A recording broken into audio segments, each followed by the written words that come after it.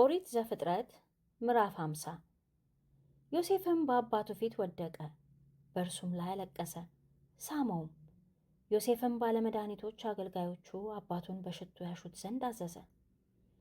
ባለመድኃኒቶችም እስራኤልን በሽቱ አሹት፣ 40 ቀንም ፈጸሙለት። የሽቶ መደረጊያው ወራት እንደዚሁ ይፈጸማልና።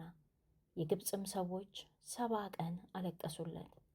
የልቅሶም ወራት ባለፈ ጊዜ ዮሴፍ ለፈርዖን ቤተሰቦች እንዲህ ብሎ ተናገረ። እኔ በፊታችሁ ሞገስን አግኝቼ እንደሆኑ ለፈርዖን እንዲህ ብላችሁ ንገሩት። አባቴ አምሎኛል እንዲህ ሲል፣ እነሆ እኔ እሞታለሁ፣ በቆፈርኩት መቃብር በከነዓን ምድር ከዚያ ቅበረኝ። አሁንም ወጥቼ አባቴን ልቅበርና ልመለስ። ፈርዖንም ውጣ፣ አባትህን እንዳማለ ቅበረው አለው። ዮሴፍም አባቱን ሊቀብር ወጣ። የፈርዖን ሉላልትም ሁሉ ከእርሱ ጋር ወጡ። የቤቱ ሽማግሌዎችም፣ የግብፅ ምድር ሽማግሌዎችም ሁሉ፣ የዮሴፍም ቤተሰቦች ሁሉ፣ ወንድሞቹም የአባቱም ቤተሰቦች ወጡ። ልጆቻቸውንና በጎቻቸውን ከብቶቻቸውን ብቻ በጌሴም ተዉ። ሰረገሎችም ፈረሶችም ከእርሱ ጋር ወጡ። ሰራዊቱም እጅግ ብዙ ነበር።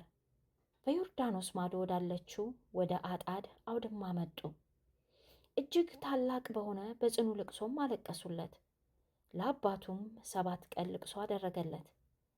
በዚያች ምድር የሚኖሩ የከነዓን ሰዎች በአጣድ አውድማ የሆነውን ልቅሶ ባዩ ጊዜ ይህ ለግብፅ ሰዎች ታላቅ ልቅሶ ነው አሉ።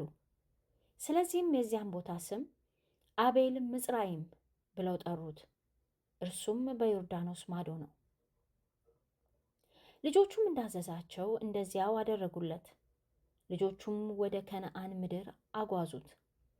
ባለ 2 ክፍል በሆነች ዋሻም ቀበሩት። እርሷም በመምሬ ፊት ያለች አብርሃም ለመቃብር ርስት ከኬጢያዊው ከኤፍሮን ከእርሻው ጋር የገዛት ዋሻ ናት። ዮሴፍና ወንድሞቹ አባቱንም ሊቀብሩት ከእርሱ ጋር የወጡት ሰዎች ሁሉ አባቱን ከቀበረ በኋላ ወደ ግብፅ ተመለሱ። የዮሴፍም ወንድሞች አባታቸው እንደሞተ ባዩ ጊዜ እንዲህ አሉ፣ ምናልባት ዮሴፍ ይጠላን ይሆናል፣ ባደረግንበትም ክፋት ሁሉ ብድራት ይመልስብን ይሆናል። ወደ ዮሴፍም መልእክት ላኩ፣ እንዲህም አሉት፣ አባትህ ገና ሳይሞት እንዲህ ብሎ አዟል። ዮሴፍን እንዲህ በሉት፣ እባክህ የወንድሞችን በደል ኃጢአታቸውንም ይቅር በል፣ እነርሱ በአንተ ከፍተውብሃልና። አሁንም እባክህ የአባትህ አምላክ ባሪያዎች የበደሉህን ይቅር በል። ዮሴፍም ይህንን ሲሉት አለቀሰ። ወንድሞቹ ደግሞ መጡ፣ በፊቱም ሰግደው እነሆ እኛ ለአንተ ባሪያዎች ነን አሉት። ዮሴፍም አላቸው፣ አትፍሩ፣ እኔ በእግዚአብሔር ፋንታ ነኝን? እናንተ ክፉ ነገርን አሰባችሁብኝ፣ እግዚአብሔር ግን ዛሬ እንደሆነው ብዙ ሕዝብ እንዲድል ለማድረግ ለመልካም አሰበው። አሁንም አትፍሩ፣ እኔ እናንተንና ልጆቻችሁን እመግባችኋለሁ፣ አጽናናቸውም፣ ደስ አሰኛቸውም። ዮሴፍም በግብፅ ተቀመጠ፣ እርሱና የአባቱ ቤተሰብም። ዮሴፍም 110 ዓመት ኖረ። ዮሴፍም የኤፍሬምን ልጆች እስከ 3 ትውልድ አየ። የምናሴ ልጅ የማኪር ልጆችም በዮሴፍ ጭን ላይ ተወለዱ።